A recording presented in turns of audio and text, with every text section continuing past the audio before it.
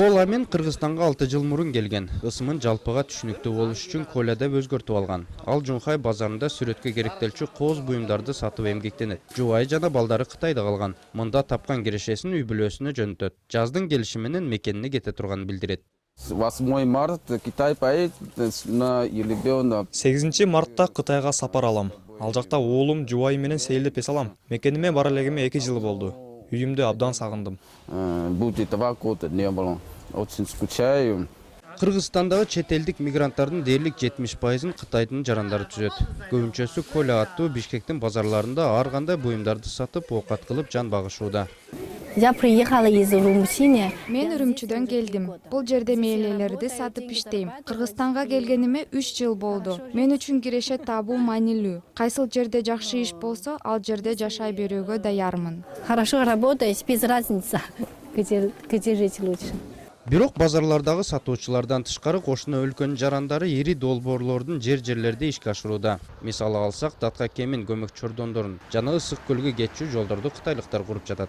К сожалению, на сегодняшний день эти вакансии не могут. Тилекке каршы бүгүнкү күндө ал жердеги жумуш орундарында кыргыз жарандары иштөөдөн баш тартышууда. Анткени ал жердеги жумуш шарттары абдан оор. Ал эми маянасы төмөн.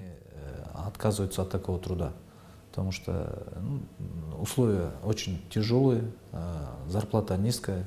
2007 жылы Кыргызстанда башка өлкөлөрдүн жарандарына жергиликтүү базарларда соода кылууга тыюу салган мыйзам чыккан болчу. Жарым жыл өтпөй ага мораторий жарыяланган. Анткени бул тармакта паракорчулук өнүккөн. Эми бүгүнкү күндө Ордо калаада Дордой, Мадина, Ош облусунда кара суу базарлары кытайлык ишкерлерге толгон. Бизде кээде акчага алданып калып, биздин ушул чиновниктер жана башка баягы мамлекеттеги кызматкерлер алданып, ушул мамлекеттин сакталышын унутуп калышат да, ошо кетип калып атат, ошондон коркунуч бар. Белгилей кетсек, өткөн жылы ноябрда Өзгөн районундагы Куршап айылында кытайлык жарандар жергиликтүү жашоочулар менен мушташа кетишкен. 8 мигрант бейтапканага жаткырылып, 12сине сырттан жардам көрсөтүлгөн болчу. На сегодняшний день Бүгүнкү күндө биз түрдүү рейдтерди өткөрүп турабыз. Жакында эле Улуттук коопсуздук комитети жана Ички иштер министрлигинин катышуусунда мыйзамсыз мигранттарды аныктоо иш-чарасын өткөрүп, Баткенде 18 мигрантты кармадык. Алар соттун чечимине ылайык мекендерине жөнөтүлүштү. выдворено из страны.